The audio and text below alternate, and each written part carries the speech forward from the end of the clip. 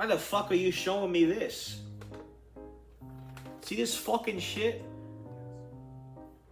These fucking douchebags at Deke made these stupid cartoons of me. They're not even fucking accurate, first of all. Look at that. I don't wear those colors. Those aren't my colors. I wear red and blue, not blue and red.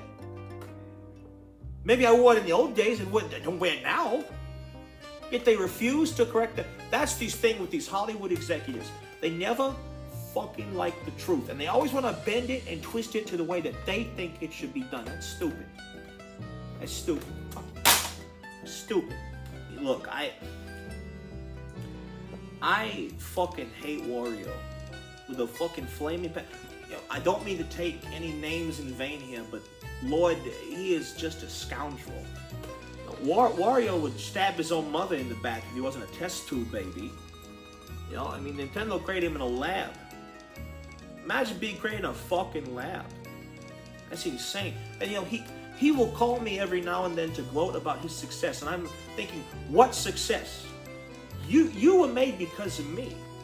You know, they wanted to put a little game on a little handheld system, and they made you to compete with me. You know, I'm not throwing any shade. I'm just telling it like it is. And he thinks he's some kind of fucking big shot? No, he wouldn't be no big shot. It wasn't for me. It's bullshit, man. Sega, I never had a crossword with Sega. I mean, they always tried to pit us together, you know, against each other. I think it's a load of horse shit because you know, me and Sonic, you know, we've been spotted a few times at nightclubs and something around Lower East Side Manhattan. He has a condo there, and I'll sometimes go see him. But no, he's a cool guy. I mean, I hate to hear that he's no longer on console, but he's on our consoles now. I think he's done a great job of himself. You know, for a while there was just this misconceived bullshit rivalry between the two of us. I mean, our two companies, our corporations were at war, but it was nothing personal between me and Sonic. You know, Sonic and I, you know, again, like I said, you know, we go to dinner sometimes. You know, we go see movies. We do all that stuff. We're pretty cool. We're pretty tight. Sonic, if you're watching this, you know, hit me up again. We gotta go. Gotta watch that. We gotta go watch something cool, man. Yeah, just hit me up if you ever see this.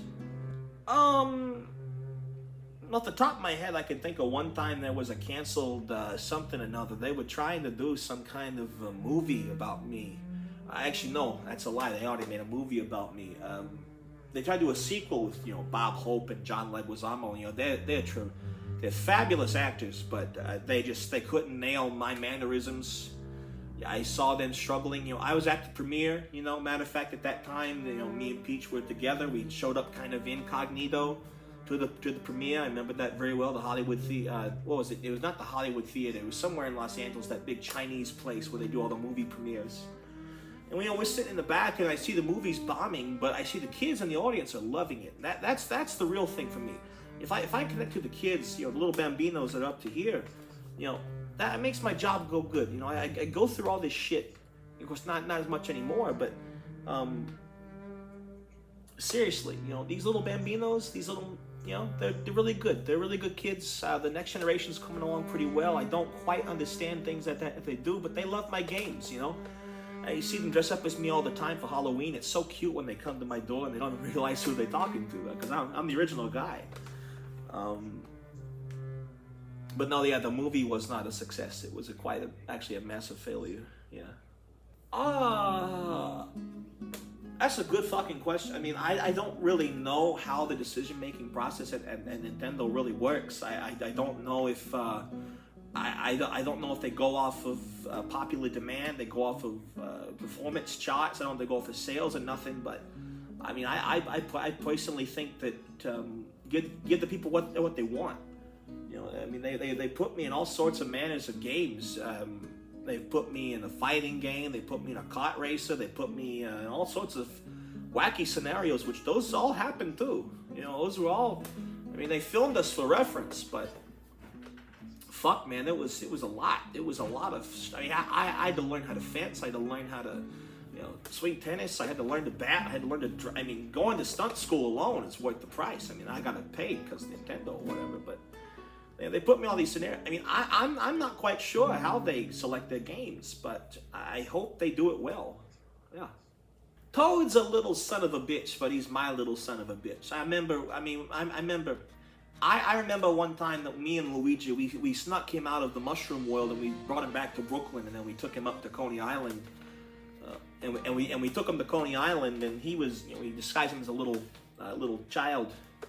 Of course he's there like, oh, look at that, Mario, that's so cool. He was having a great time, and then poor thing, I think somebody gave him probably a defective hot dog or something, because he starts vomiting and puking all over the place, and of course he's passed out. So me and Luigi, we eat the scramble, and we get him to the hospital, the Methodist hospital there somewhere, and he almost didn't make it that night. Apparently mushroom people are vegetarians. They're not used to our food and our meat, so it was quite a culture shock to him. But he's since recovered. He made a good recovery, but man, that was a scary, scary night there at Coney Island. I mean, Coney Island's already scary enough, you know what I mean? So yeah, it was pretty scary for Toad. But Toad's a real one. Toad's a good guy.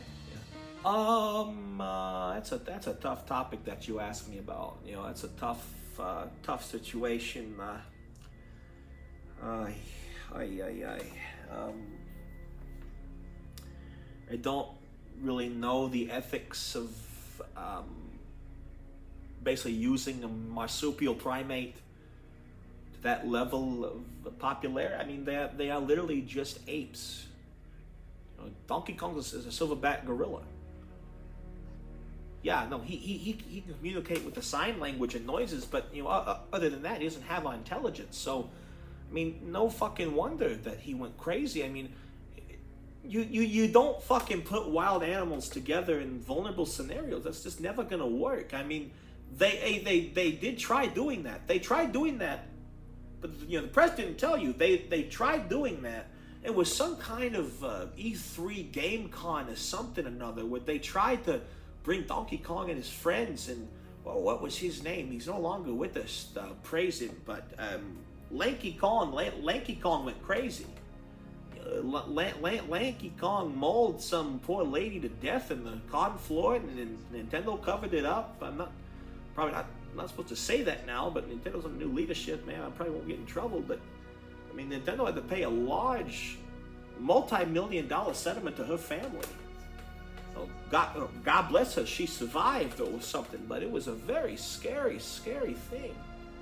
So no, I mean, the Donkey Kong scandal situation, it's terrible, but I mean, yeah, there's a lot of competition now. There's a lot of people kind of gunning for Nintendo's spot. I've seen all the commercials. I've seen it.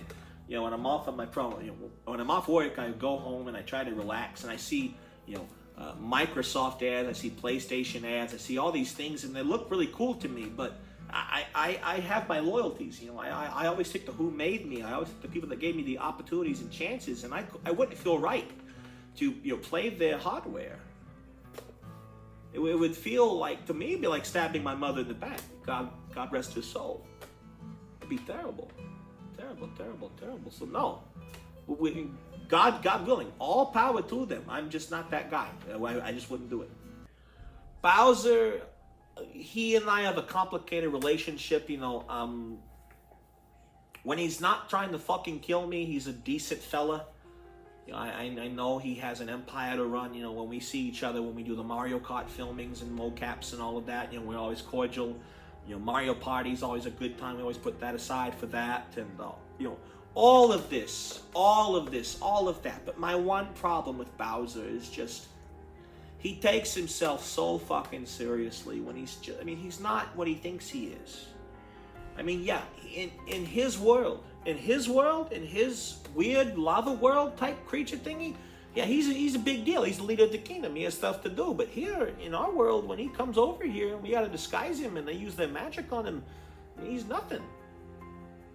He often he bitches and moans to all of us at these parties, and it gets on your nerves from time to time. So Bowser's a stand-up guy, but he's also kind of a whiner. He's kind of an asshole. I had to say that trip to Delfino Island. Me and Peach went on vacation. We were, of course, by then, no longer seeing each other, but, friends can still go on liaisons from time to time, and that's when I found out Bowser had a kid. I mean, I was just as shocked as the rest of it. I always kind of thought that he was kind of a cream puff or something, which nothing wrong with that. I'm not saying there's nothing wrong. I have no hatred for gay people, nothing like that. But that's what I always thought. The big spikes in the chains and all of that's just what I kind of figured, because in Brooklyn we see those people all the time. We don't fucking label them, but we do see them. And no, when I found out he had a kid, I was kind of shocked. I mean, little Dyke has a lot of psychological issues from what I hear. After that point, he questioned who his mother was, and I heard a rumor that there really is no mother, that Bowser is an asexual producing being. And if that is the case, I mean, that's pretty fascinating, but poor kid, he's gonna go through hell as he grows, man. That's a fucking shame right there. It's a fucking shame. You wanna fucking know the worst one? The worst thing I ever did? So I remember this like clear as day. This is back when they were making that 64 game or whatever, but in the real thing version that I went through, I remember I was halfway through, or at least half somewhere through, I can't recall.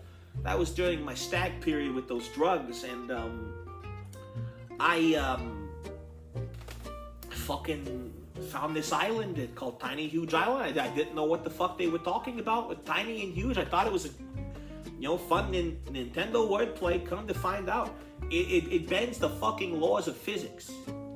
I go through one door, I'm the same height. I go through another door, I'm smaller than everybody. This fucking hair's getting into my nose.